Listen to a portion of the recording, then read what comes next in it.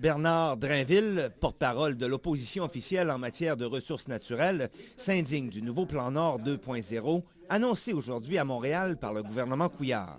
C'est qu'il ne mettra pas un sou dans le plan Nord pour les 5 prochaines années.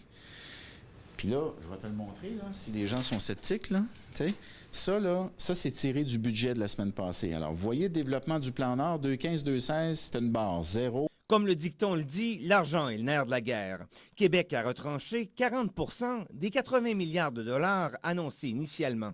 L'Association de l'exploration minière du Québec se dit satisfaite des mesures mises en place en termes d'exploration minière. Le rôle du gouvernement pour l'exploration et la découverte des nouvelles mines, c'est de mettre en place les conditions qui vont permettre à nos PME d'exploration d'aller sur les marchés mondiaux, chercher l'investissement, puis ramener ça au Québec.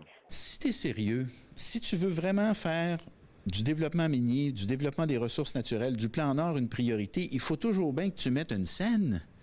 Il ne met pas un sou. Alors, c'est essentiellement un discours politique, mais ce n'est pas une stratégie économique qui s'accompagne de moyens. Et même si le dévoilement du plan Nord 2.0 ne fait pas l'unanimité auprès du candidat à la chefferie du PQ, Bernard Drainville, d'autres entrepreneurs de la région s'en disent satisfaits. Ce qu'on fait concrètement jusqu'à date, c'est une route de 243 km.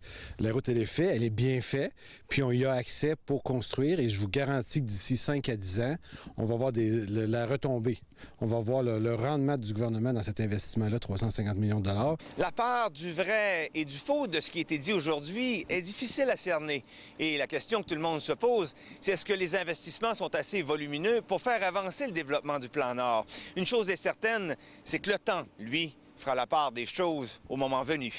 Christopher Brault, RNC Nouvelles, à Rouyn-Noranda.